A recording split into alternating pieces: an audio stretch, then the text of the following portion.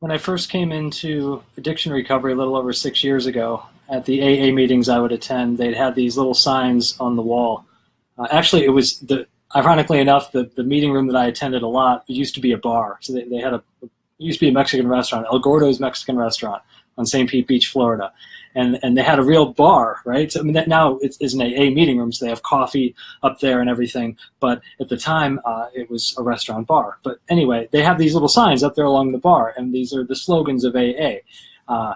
These pithy little slogans that used to drive me crazy. It's like first things first, and progress, not perfection, and one day at a time. And I was looking at those things like, those like little cliches, just, I don't need this garbage. Okay. Slowly over time, I realized those cliches are cliche for a reason, because they're simple, they're easy to remember, they're true, and they're very applicable. I'm Jamie Kowalski, and I teach people in all types of recovery how to use simple, often holistic, everyday health tools in order to get and keep your life together. You can get more information at growingbalance.com. I'm growing my addiction recovery one day at a time, growing my ability to stay serene and connected internally and externally with myself and other people in the world, and my inner guidance, growing balance in my life. So head on over to growingbalance.com if you would like to receive a weekly email from me with free educational information about this stuff. So anyway, I was thinking, last time I left you, I was just coming into Hurricane Irma, and I've come out of the other side of Hurricane Irma now, so I thought I'd share a few of the lessons that I've learned that are cliches of all things. It was pretty scary going in, to be honest. And by the way, I've heard from some friends who are just northeast of Marco Island in Naples, Florida. Their home turned out not to be flooded or damaged except for losing a satellite dish, which is awesome. So grateful. Went a couple days without hearing from them. It was really, really nerve-wracking. And so a lot of people suffering. I mean, the Caribbean, South Florida. My heart goes out to everybody who is struggling. I currently am in a house with no power. So grateful for water and a cell phone connection and a roof. My God. You hear people in AA talk about being grateful for having a roof over their head. I now have a whole new understanding of what that means because it looked like it was going to be gone. There's kids out here in the street laughing and playing. It's a relief here in the Tampa Bay area that we did not get far worse damage. So anyway, what are my three cliches? Lessons learned from Hurricane Irma. The first, don't count your chickens before they're hatched. It looked like Hurricane Irma was going to go up the East Coast, up Miami and everything. Actually, first it looked like it was going to come to Tampa Bay. This is what I was talking about on my Facebook Live the other day. Hey, it's going to come live over here west. Oh, freaking out. Like, what's going to happen? We're going to get a hurricane head on in Tampa Bay. Storm surge, it's craziness. The level of anxiety over the week and anticipating and fearing and compulsively checking the refresh on the NHC, National Hurricane Center, spaghetti model computer maps. Where's it going to go? Where's it going to go? It shifted here. It shifted there. Wait, it's 5:05. Where's the 5 p.m. update? This is still the 2 p.m. I caught a resentment against the guys at the National Hurricane Center because they didn't have the update on time, right? I mean, that's how crazy it is when I'm anticipating this, potential destruction of house and life. And so the hurricane was going east then.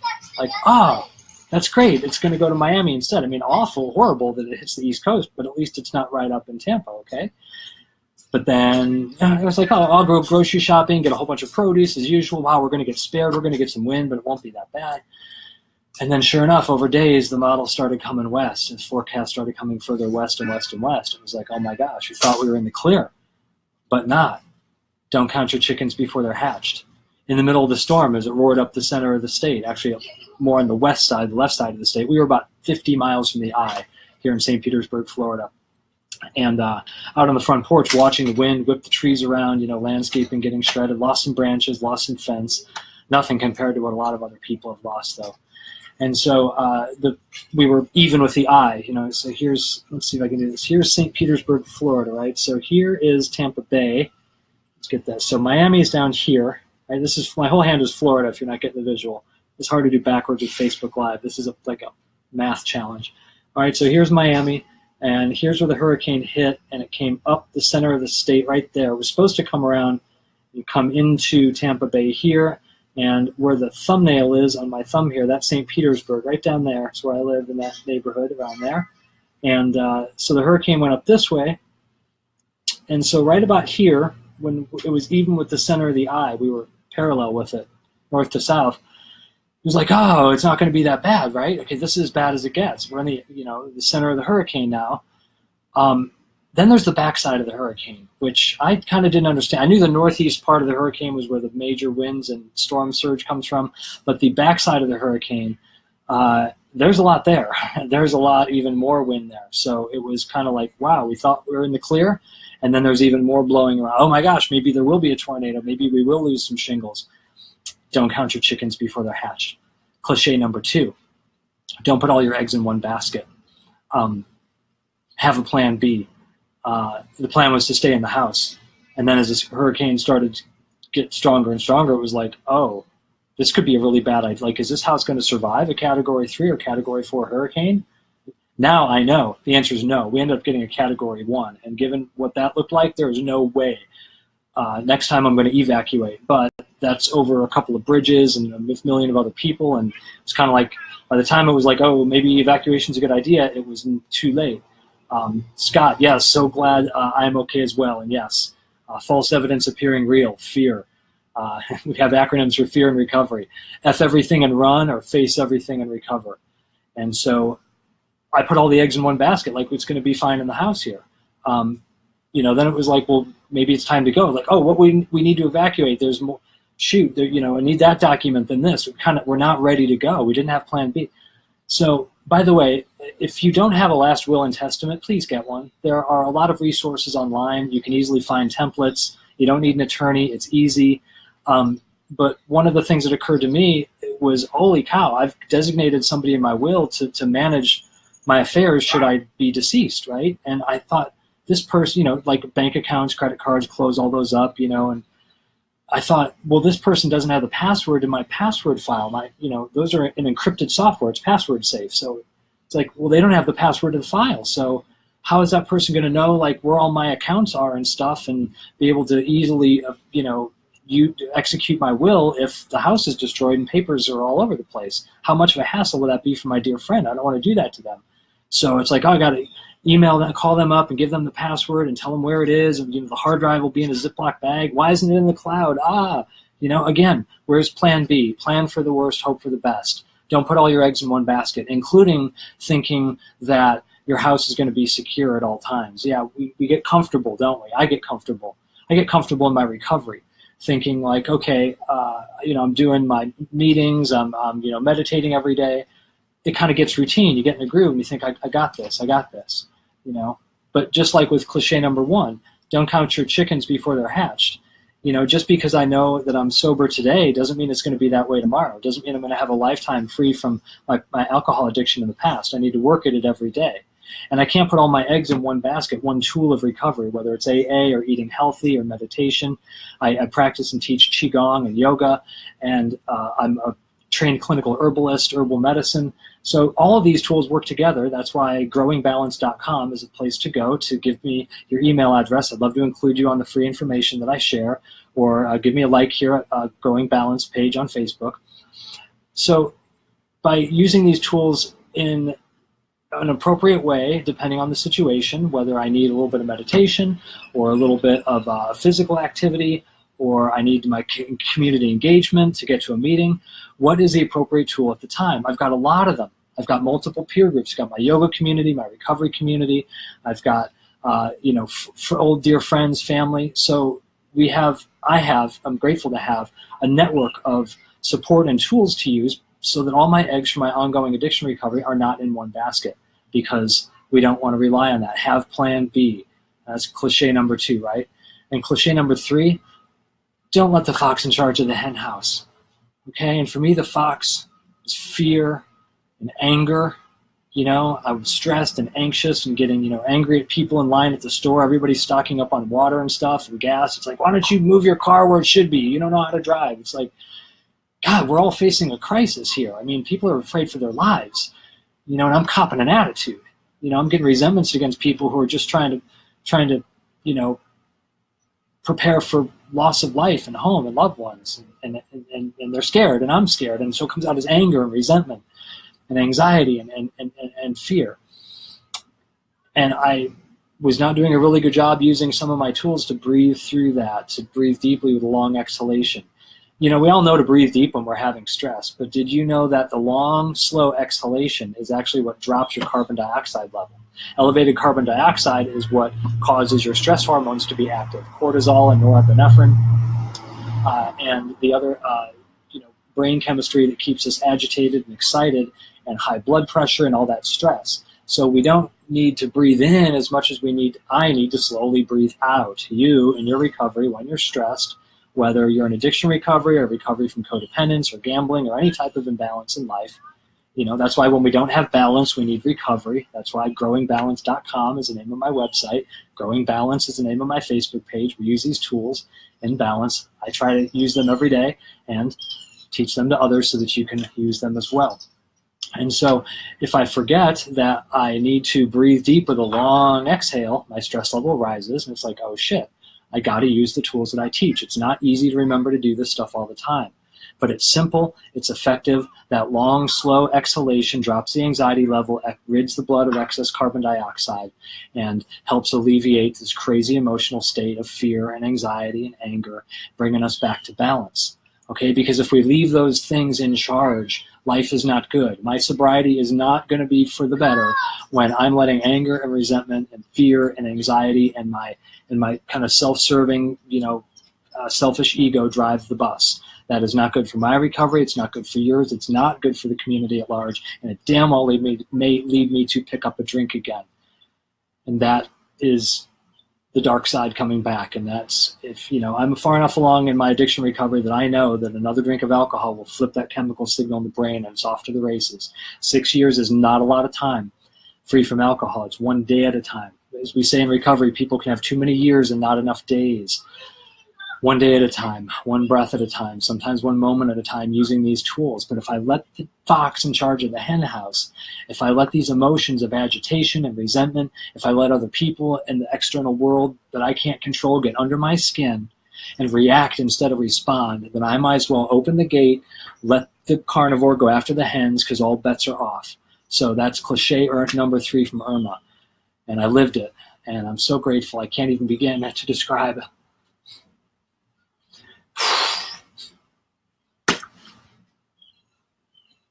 Thought I was going to get through this without losing it. It's okay, though.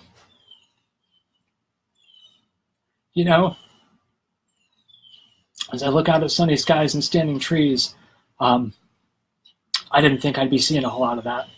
I thought I'd be seeing a roof go off into the sky.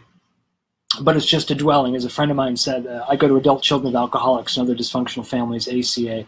And in that group, we have what's called fellow travelers. We don't have a sponsorship model like an AA. And support groups aren't for everybody, don't get me wrong. You don't have to have these groups to stay sober or get yourself well in recovery. But they help me. They help a lot of people. And I rely on my community, because I can't do this alone. I could drink alone, but I couldn't get sober alone. It's a we program. That's why I'm grateful you're here with me right now. So a fellow traveler friend of mine in ACA was saying, Jamie, you're going through a lot right now. Going through some personal struggles and, was planning on, selling the home anyway and next year. And now it's like, wait, the home might not be there. What will that mean? Like, can't sell a home that's destroyed. A lot of background anxiety. And then the physical threats. Like, so he said, your definition of what home is being threatened. Not just the physical structure, but the idea of dwelling, the security, the comfort. And, I trust, I need security and comfort to feel okay on a day-to-day basis. Don't we all, right? It's Maslow's hierarchy of needs. We need to feel secure and comfortable and safe in our environment in order to progress to higher levels of development, psychological, socially, spiritually, emotionally. And so when that security and safety is threatened, all bets are off. But I didn't pick up a drink. I didn't think about picking up a drink. I knew that it would not be the answer. And I hope that if you have gone through Irma or Harvey or any of the other, disasters that strike, whether they're natural disasters or human-made, crises at work, problems in life, we have solutions. We have everyday tools. growingbalance.com. Head over there, offer me your email address. I'd love to include you on my free education on how to use these simple everyday tools like yoga and qigong and mindful breathing and meditation and herbal medicine and nutrition and practical food choices. All of these things in balance align to help me continue my recovery one day at a time, and hopefully yours too. I'm an expert in these things. I have used them to change my life, and I'd like to help you change yours. But only you can take that action. Only you can help join me on this path. I've crossed the bridge over a dark, scary river to a side of healing and hope, and I am feeling strong enough now and secure enough in who I am to go public and say, hey, I'm a recovering alcoholic. This is not easy. We don't have to hide. The social stigma is changing. The judgment's changing. Medical science is understanding how this is a learning disorder that affects chemical stuff in the brain. And there's all kinds of neuroscience and biochemistry behind why it is that smart, concerned and kind people like me get addicted to this dark, unserving, unhelpful behavior. Okay. It's not a moral failure. It is a oh, God knows what it is. I don't know what the hell it is, but I know the path out, and I want to come back across the bridge and help you out, like my dear friend Scott says. And Scott, I'm so grateful you're here. I know, feeling your energy of support from around the world there in Australia. It's time. It's time that those of us who have a solution, who have answers, who have some hope, can go back and help other people across the chasm of their own darkness, right? When I first came into addiction recovery, my counselor said, Jamie, you are in a dark cave. You are scared and lonely, and it's wet and cold, and you're going to die down there. But you got two things going for you, she said. She said, I know the way out, and I have a flashlight. And thank whatever powers that be, I listened and I followed the lead of somebody who knew what they were doing and could show me a way out of this darkness, one day at a time, one step at a time. And that's what I'm trying to endeavor to do for you here with my Growing Balance Facebook page and the free education that I offer if you offer me your email address at growingbalance.com. So please join me along this path.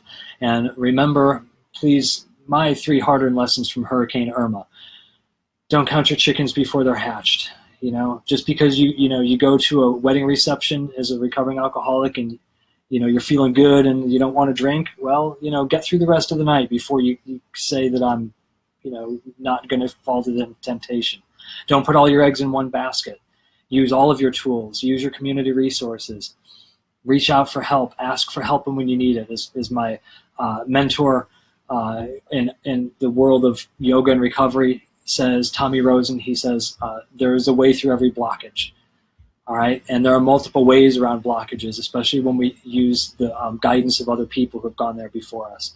So don't put all your eggs in one basket, and don't let the fox in charge of the hen house. Do your best to work through, or at least share with another fellow traveler or somebody who is on the path of recovery. Share with them that you're afraid, that you're angry, you're resentful, that you have anxiety, that you're uncertain about the future, that you're just feeling insecure, that you're having trouble sleeping, that you're, whatever it is where you're off balance. Talk about it, share it. We're in this together, you and me. Here's to your recovery today. Here's to mine. And here's to roofs over our heads and getting a lucky break from something really scary. And that scary stuff happens in life to us in a lot of different ways, a lot of different times. We can learn from it. See, I'm remembering to breathe. It's like, holy shit, I'm all nervous about this live video thing. I got to breathe.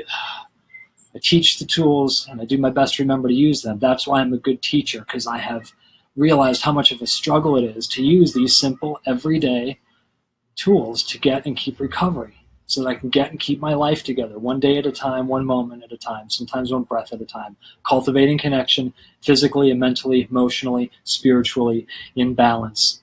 Head on over to growingbalance.com. Share with me your email address. Please join me on this journey. I would, be super stoked if you give me a like or even a comment on this video. A share would be awesome if you think this might touch somebody, anybody. And you know what? I'd love it if you'd comment and share anything related to Hurricane Irma, Cliches, your story of recovery. Let's get this conversation going, because I think there's a thread here to be tapped. Millions of people are without power right now. Talk about it's like, I've got running water and a cell phone connection. No power. Who cares? It's hot, air conditioning. Screw it. I'm alive. I've got water to drink. I've got a family. I've got a place where I can stay that does have power.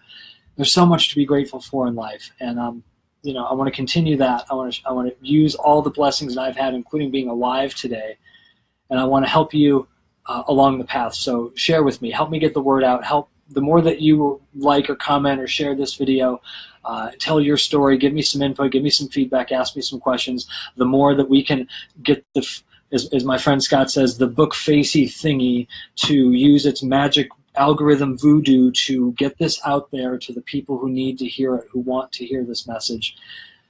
Let's do this together one day at a time. You, me, it's a we program. I'm so grateful for my ongoing recovery today, and so grateful that you spent some time with me. Thank you very much, and I'll see you next time. Be well.